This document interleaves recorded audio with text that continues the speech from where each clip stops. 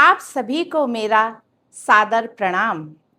साथियों, आज हम श्रीमद् भगवत गीता के प्रथम अध्याय के प्रथम श्लोक का दिव्य संदेश समझने का प्रयास करेंगे।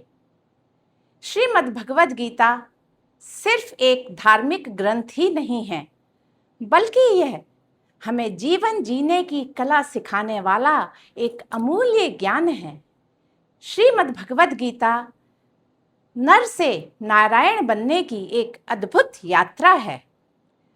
प्रथम श्लोक है, धर्म क्षेत्रे कुरुक्षेत्रे संवेता युयुत्सवाः मामकाः पांडवाश्चैव किम कुर्वत संजय।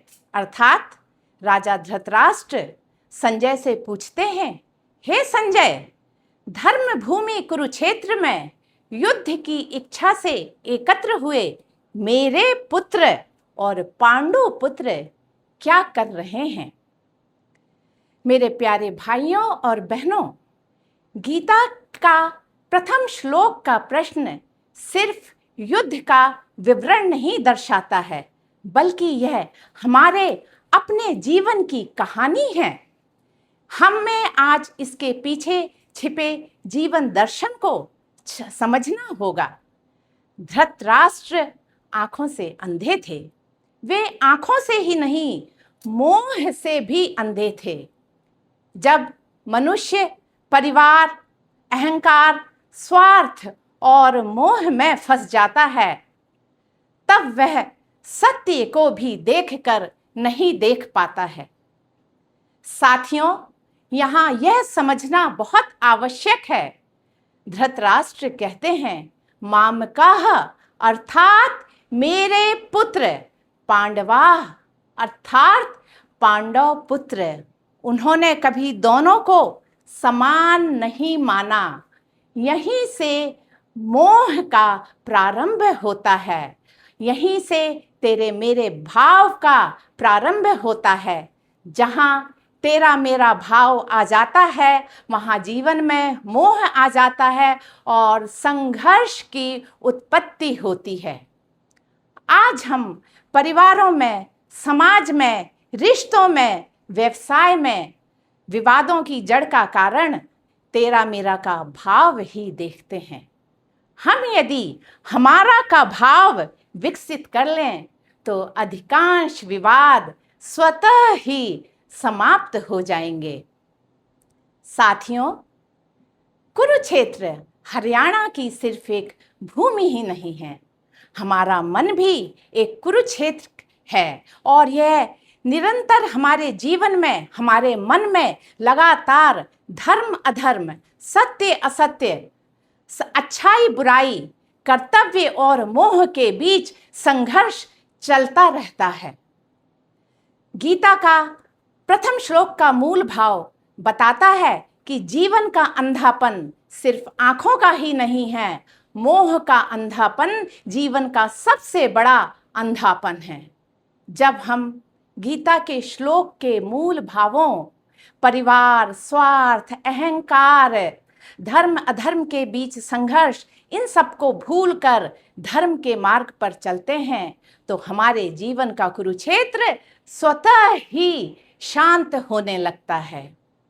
गीता के प्रथम श्लोक के जो मूल भाव हैं, धर्म अधर्म के बीच संघर्ष, मोह, स्वार्थ, अहंकार, परिवार, इन सभी का वर्णन तुलसीदास जी ने भी रामचरितमानस की अनेक चौपाइयों में किया है। इन भावों के सबसे निकटतम चौपाई एक उत्तरकांड की है, मोह सकल व्याधिन कर मूला, तिन्ह ते पुनि उपजहि बहुसूला। अर्थात तुलसीदास जी कहते हैं, मोह ही सभी रोगों का मूल है। मोह से दुख उत्पन्न होता है। एक अन्य चौपाई रामचरितमानस के उत्तरकांड की है, परहित सरिस धर्म नहीं भाई, पर पीड़ा सम नहीं अधमाई। यह गीता के प्रथम श्लोक के धर्म क्षेत्र के भाव को दर्शाता है। धर्म का अर्थ कर्मकांड, पूजा पाठ नहीं है। धर्म का अर्थ है न्याय, परहित, कर्तव्य, सत्य। गीता का प्रथम श्लोक का मूल भाव में जहां धृतराष्ट्र का मोह है, वहीं तुलसीदास जी मोह को ही सभी रोगों का मूल मानते हैं। जब व्यक्ति मेरा परिवार, मेरा स्वार्थ, मेरा बेटा के कारण धर्म को भूल जाता है, तब हमारे जीवन में कुरुक्षेत्र खड़ा हो जाता है। धर्म हमारे बाहर नहीं है, धर्म हमारे हृदय में ही विराजमान है। जब मोह और धर्म के बीच संघर्ष चलता है, तब जीवन का वास्तविक महाभारत शुरू होता है।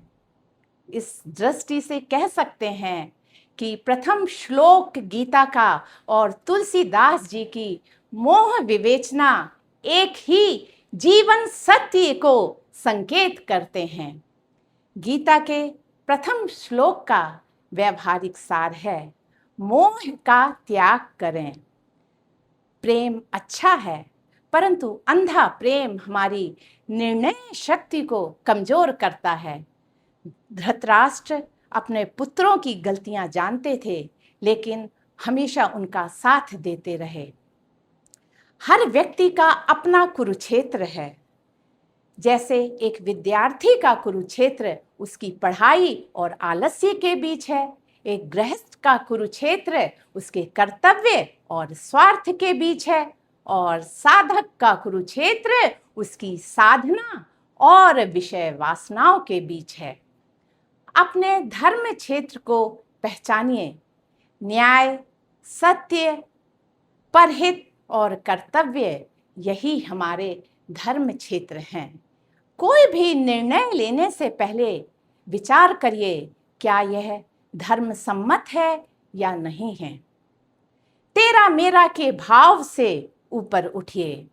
अपने कार्यालय, समाज, परिवार में निष्पक्षता अपनाइए, क्योंकि पक्षपात से ही अधिकांश विवादों, दुखों और रोगों का आरंभ होता है।